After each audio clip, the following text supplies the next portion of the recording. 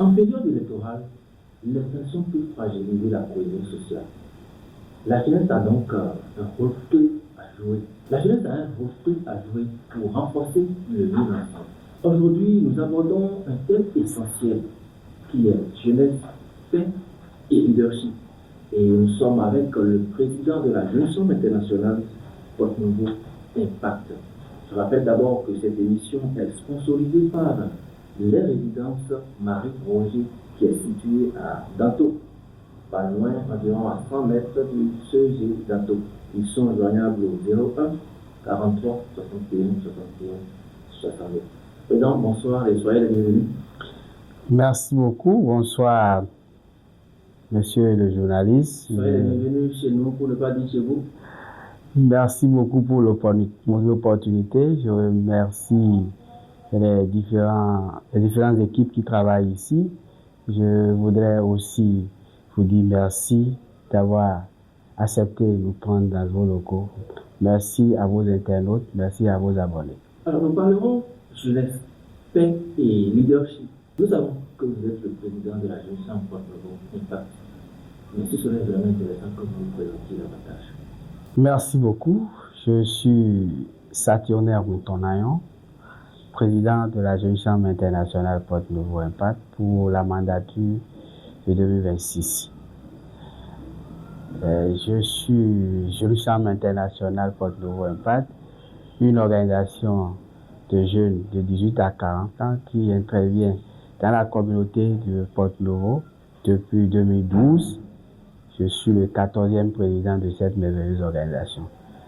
Alors, 14e président, vous êtes en train de dire, est-ce que vous pourriez rapidement nous parler de la vision? Parce que qui dit paix, qui dit jeunesse et qui dit leadership, encore que la Jeune Chambre internationale Porte Nouveau Impact, nous le savons, fait déjà des actions dans ce sens. Ce serait vraiment important que vous nous parliez d'abord de la vision de cette association, de ce groupe de jeunes. Et sachez que sur cette émission, je ne suis pas seul. J'ai la chance de travailler avec un comité directeur local qui est composé uniquement que de jeunes dynamiques, engagés, compétents, et chacun il apporte son expertise dans différents domaines. Et cette organisation est aussi, cette jeunesse, ce comité directeur local est soutenu par les vice-présidents de cette merveilleuse organisation. Donc vous voyez donc que c'est toute une équipe qui est sur cette émission, qui travaille à ce que la communauté soit impactée. Tout ce beau monde a travaillé pour que le mandat 2026 se repose sur une mission d'être le principal, d'offrir aux jeunes des opportunités de développement en leadership qui leur permettent de créer des changements positifs dans la ville capitale du Bénin de Porte Nouveau. Alors c'est l'occasion également de faire un clin d'œil au pipi et à tous les défis, pourquoi pas? Ah oui, cher vice-président, chers membres de la Jeune Chambre internationale, vous êtes les meilleurs. Vous êtes les meilleurs et nous sommes en train de parler de la jeunesse, de la paix et du leadership. Pourquoi est-ce que la Jeune Chambre a voulu mettre la paix au centre de certaines de ses actions? Oui, merci beaucoup. Et nous, en tant que membres de la Jeune Chambre internationale Porte Nouveau Impact, une organisation locale, membre de la Jeune Chambre internationale. La Jeune Chambre internationale est pratiquement née après la Deuxième Guerre mondiale. Et nous avons pris pour option de travailler pour la paix. Donc, nous, étant héritiers de cette paix-là, nous avons compris que, surtout en 2026, où notre pays s'apprêtait à faire les élections générales, il était quand même important pour nous en tant que jeunes, en tant qu'association de jeunes opérants, surtout dans une ville historique comme Porte Nouveau, d'initier un projet pour la paix. Et ce projet s'appelle Préservons la paix, notre héritage commun. Il était quand même important pour nous parce qu'en période électorale, les tensions peuvent rapidement fragiliser le tissu social. C'est pourquoi nous avons, à la Jeune Chambre internationale Porte-Nouveau Impact, nous avons vu que la jeunesse, c'est le moteur qui peut jouer à la stabilité, c'est ce moteur qui peut être fragilisé en période électorale. C'est pourquoi nous avons mis cette action au cœur de la jeunesse, pour que ce projet impacte les jeunes et pour qu'ils puissent travailler pour la paix. Puisque, je ne sais pas couper, de façon concrète, quelle action un jeune doit-il donc faire en période pré-électorale, en période électorale et en période post-électorale? Quelle action concrète un jeune doit-il faire dans le sens de ce que nous sommes en train de dire, monsieur? Merci beaucoup. La paix n'est pas seulement un mot, c'est une responsabilité collective, puisqu'elle fonde notre stabilité et conditionne le développement. Et le développement passe nécessairement par la jeunesse, parce que notre pays a une population essentiellement jeune, et il faut que la jeunesse prenne ses responsabilités. Et en période électorale, surtout en période pré-électorale, il est quand même que les jeunes adoptent des comportements de paix. C'est-à-dire, c'est eux qui doivent être ceux-là qui jouent le rôle d'apaisement. Ils doivent contribuer au maintien du tissu social.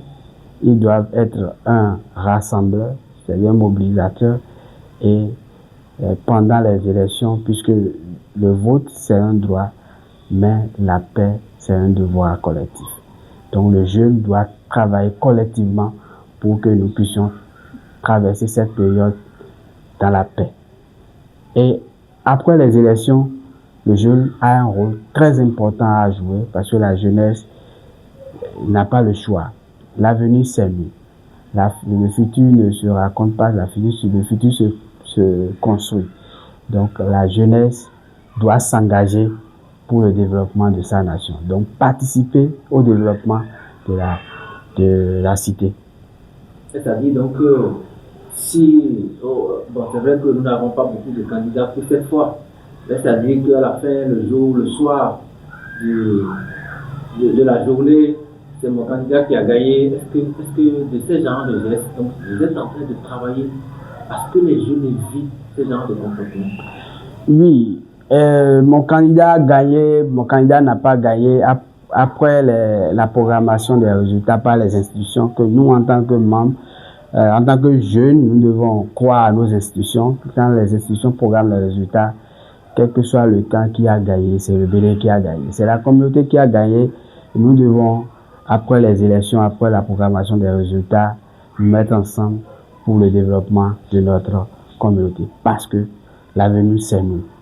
Donc, la jeunesse doit être au cœur du développement. Il ne suffit pas aujourd'hui, en tant que jeune, d'être spectateur du développement, mais d'être un acteur du développement. Après les élections, nous n'avons pas le choix que de participer au développement de notre pays. Alors, on a dit, nous savons que à la Jeune Chambre internationale, c'est 1 year to lead. Alors, exactement. Vous êtes dans le mandat de 2026. Exactement. Comment est-ce que la Jeune Chambre arrive à transformer ces différentes actions en des actions durables sur 5 ans, sur 10 ans? Merci beaucoup. Chez nous, c'est 1 year to lead et c'est beaucoup plus une école de vie. La Jeune Chambre, c'est une école de vie et nos projets nous sommes dans une organisation bien structurée. Donc, nos projets respectent certaines normes et nous ne faisons pas des projets passifs, nous faisons des projets pour impacter durablement. Parce que la paix, comme nous l'avons dit, si nous la préservons aujourd'hui, il va pour plusieurs années. Les projets, si nous les rendons aujourd'hui avec un fort impact, parce que nous ne devons pas le jour au lendemain pour rendre les projets respectent certains canevas et nous les faisons en fonction de ces standards qui est une norme internationale à la Jeune Chambre internationale. Et c'est le même canevas qu'un jeune japonais ou un jeune chinois, membre de la Jeune Chambre, respecte pour rendre leur projet. Donc, nous le faisons et l'impact est durable. Vous arrivez à mesurer cet impact sur le temps, ou est-ce que les pays qui vous ont précédé, vous avez pu mesurer comment est-ce que ça s'est passé? Oui, nous avons à la fin du rendu des projets ce qu'on appelle le rapport suivi-évaluation. Je vous dis que notre organisation existe depuis 2012. Nous pouvons toucher du doigt une réalisation, par exemple, faite par le premier mandat en 2013. En 2014, nous avons beaucoup de projets. Allez dans la communauté de Porto-Novo, vous avez pas mal des activités, des projets rendus par la JCI qui sont toujours là. Et nous travaillons dans plusieurs domaines. Dans le domaine de l'éducation, ma merveilleuse organisation rend des projets comme Mon école, mon ami, qui consiste à donner la joie aux apprenants. Et nous, de plusieurs années, nous avons construit des salles de classe, les toilettes publiques. Et c'est des choses qu'on peut toucher, des actions concrètes. Et nous avons, dans le domaine de la santé, un projet qu'on appelle AMOS, accueil en milieu hospitalier, qui sera en 2 phases. La phase de sensibilisation du personnel sur l'importance de bien accueillir les patients et la phase de fixation des plaques de sensibilisation. Ça, c'est des choses que vous allez dans certains hôpitaux, dans les plus grands hôpitaux de Porto-Novo, vous allez voir des plaques de sensibilisation qui portent des messages de sensibilisation des agents sur le bon accueil. Vous voyez? Nous avons, pour ce mandat par exemple, rendu un projet Zéro accident notre combat. C'est un projet qui permet de réduire les cas d'accident sur nos axes routiers. Nous l'avons rendu en partenariat avec le commissariat central, la NAT, l'agence de Porto-Novo, où à la fin du projet, nous avons doté les participants, qui sont essentiellement les conducteurs de taxi moto et les usagers de la route, des autocollants qu'ils ont mis, qui portent des messages de sensibilisation qu'on a collés derrière les casques ou derrière les motos pour que les gens puissent lire et réduire les cas d'accident. Nous avons également appris dans les polices que dans le cas de la sensibilisation sur la période électorale, la paix en période électorale, vous avez déjà fait quelques actions. Est-ce que vous pouvez rapidement nous dire? Merci beaucoup, monsieur le journaliste. Chers internautes, nous sommes dans le concret. Le projet Préservons la paix, notre héritage commun, a démarré exactement le 7 décembre 2025, un jour où nous avons connu quelque chose.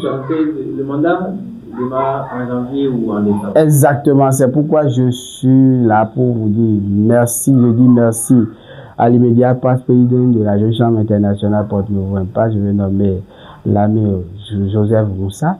C'est l'occasion de lui faire un clin d'œil. Merci beaucoup, cher. Je vous remercie aussi pour tout ce qu'il a fait pour la Jeune Chambre internationale Porto-Novo. Il en a fait beaucoup. Il a dit président élect, puisque déjà en septembre, on avait déjà fait les élections et j'étais un président élu. Donc, mon mandat prend résolument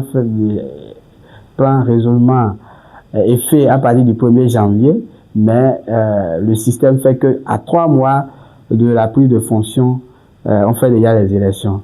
Donc, du coup, c'était un moment pour nous. Et le futur qui vous accompagne. Il a dit, chers amis, nous n'avons pas le choix que de lancer le projet. Et nous l'avons lancé, et par les messages de sensibilisation, que nous croyons que c'était quand même pour les jeunes de Porto-Novo, mais la campagne est allée au-delà, puisque nous avons eu le soutien des organisations locales d'un peu partout du monde.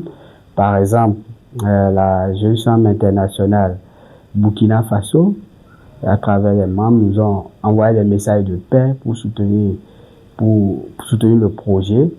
Nous avons aussi le président 2026 de la Jeune Chambre internationale Haïti, qui a dit que le Bénin, c'est une nation sœur, elle a soutenu le projet aussi. Donc, le projet a eu un envergure international et je voudrais, par l'occasion, dire merci à tous ceux qui ont œuvré pour cette campagne-là. Et la deuxième phase du projet, il était quand même important après le digital, puisque la jeunesse est trop dans les réseaux sociaux. Nous avons su que dans les réseaux sociaux, nous allons plus sympathiser la jeunesse. Mais il est quand même important pour du concret que nous descendons dans la population. Nous sommes descendus dans le marché. C'était la veille. C'était la veille de l'année. Voilà, exactement. Il était important pour nous de descendre au cœur de la population pour qu'on était à 2 jours, pratiquement à quelques jours de finir de nous rendre aux urnes. Donc nous sommes descendus dans le marché et sensibiliser les usagers du marché de Jacinthe Tokpa. Et aussi l'occasion pour eux de prier pour le pays, de participer réellement au projet. Donc, nous avons eu beaucoup de bénédictions. Les gens ont aimé le projet. Donc, cette campagne nous a permis quand même de contribuer à la paix. Et les premières élections se sont passées dans la paix. Nous n'avons pas eu de violence. Et pour l'élection présidentielle qui vient, déjà, cette émission aussi, c'est une manière aussi de lancer, de dire à la jeunesse que nous n'avons pas le choix que d'œuvrer pour la paix en période électorale. Surtout, le grand rôle à jouer, c'est après les élections.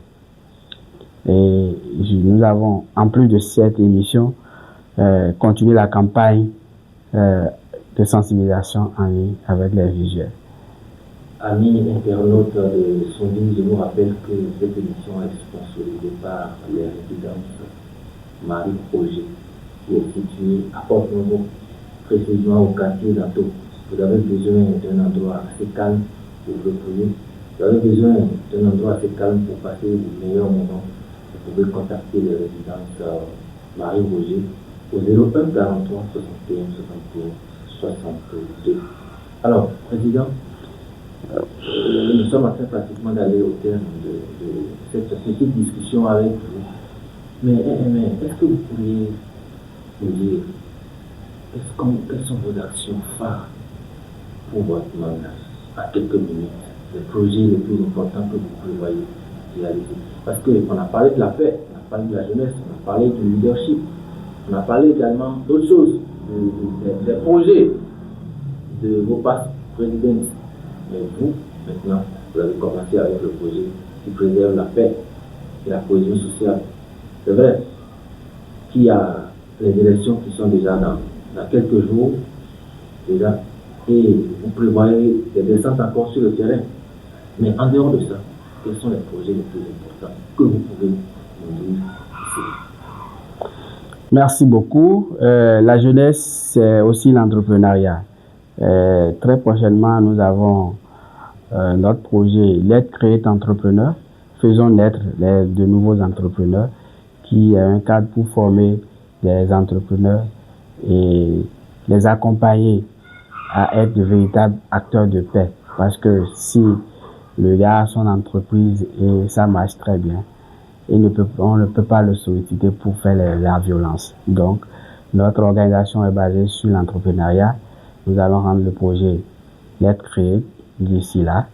Nous avons aussi le projet de renforcement de capacité que nous allons faire à l'endroit de certaines institutions.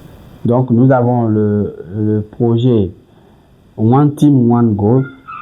One Team, One Goal.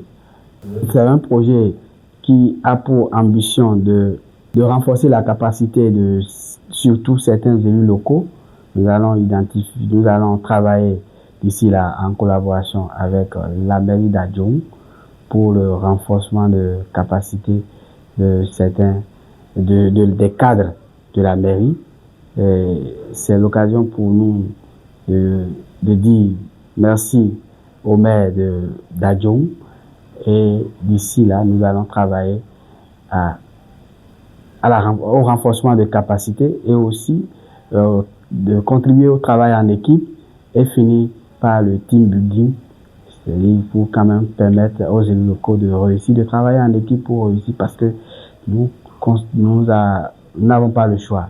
C'est une commune dirigée par un jeune, et nous sommes jeunes, et la jeunesse, nous avons le droit de réussir. Raison pour laquelle nous devons nous joindre à la jeunesse pour pouvoir réussir et montrer que on peut faire confiance aux jeunes. Alors, avant d'aller au terme concrètement de cette élection, il y a un petit détail que je voudrais vous demander. J'ai entendu tout à l'heure rendre un projet. Moi, je voudrais un peu comprendre. C'est la conception, c'est la finition. Qu'est-ce que cette phase de rendre le projet, qu'est-ce que cela veut dire concrètement? Est-ce que c'est une démarche propre à la jeune chambre? Concrètement, là, qu'est-ce que cela veut dire? Merci beaucoup. Rendre un projet à la Jeune Chambre internationale, c'est le jour J où, après la cuisine, on se rend pour pouvoir rendre visible ce que nous avons fait. On se voit pour dire aujourd'hui, nous rendons officiellement le projet. Par exemple, si c'est un projet de construction de salle ou de toilettes ou de quel que soit le projet, c'est le jour où nous sommes sur les lieux pour donner officiellement la clé aux bénéficiaires. La finition. Exactement. C'est le jour où nous rendons la clé du bâtiment que nous on appelle rendu du projet. Voilà qui est bien dit, chers amis internautes. Si je vous demandais de laisser un message aux leaders associatifs et à toute la jeunesse de Porto-Novo, qu'est-ce que vous allez dire? Aux leaders associatifs, je voudrais inviter les uns et les autres à être des acteurs de paix et à beaucoup plus faire comme nous autres, où nous ne sommes pas des spectateurs du développement, mais nous contribuons au changement, nous contribuons au développement durable de la communauté.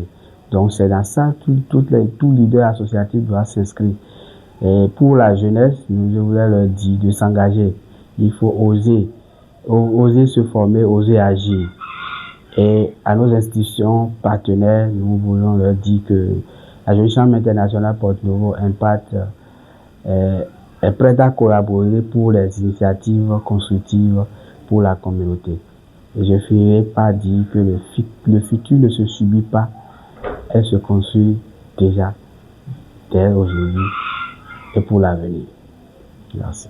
Merci à vous, Monsieur le Président. Merci d'avoir été avec nous pour ces quelques moments d'échange. Ça a été véritablement un plaisir pour nous. Je remercie toute l'équipe qui a conduit cette émission avec nous. La paix se construit chaque jour. En période de paix, comme en période de violence, nous devons œuvrer pour que le vivre ensemble soit le quotidien de nos communautés. En période électorale, donc, le jeu doit jouer un rôle capital. Je rappelle que nous étions avec le président de la Jeune Chambre internationale Porto-Novo Impact. Nous avons discuté de la paix, de la jeunesse et du leadership en période surtout électorale. Nous avons évoqué quelques projets de la Jeune Chambre internationale. Nous avons également évoqué les différents comportements que le jeune doit avoir quand nous sommes en période électorale. Chers amis internautes, chers amis membres de la Jeune Chambre ou non, chers jeunes, chères femmes, chers adolescents, que vous soyez en âge de voter ou non pas en âge de voter, chacun de nous a un devoir, chacun de nous a un rôle important à jouer. Et nous vous invitons, comme l'a dit le président de la Jeune Chambre internationale, Porto-Novo Impact, à la paix, à travailler pour la cohésion sociale. C'est cela donc tout pour ce numéro spécial où je rappelle que nous étions aux résidences Marie-Roger qui est située à Danto, pour ne pas dire à Porto-Novo, où c'est un lieu assez calme pour je ne dirais pas vos réjouissances. Est-ce qu'il y a des réjouissances ici? Ils ont des services de restauration, tout ce que vous voulez. Ouais. Vous avez seulement votre valise et vous avez tout ici. Voilà, vous avez simplement votre valise, vous venez ici et vous serez accueillis. Ce sera tout, donc comme je le disais, et à la prochaine. Partagez, abonnez et likez, pourquoi pas. C'est sur ce moment que nous clôturons la discussion de ce soir. C'est une conclusion en quelque sorte double. Ah oui. Merci et à la prochaine. Merci.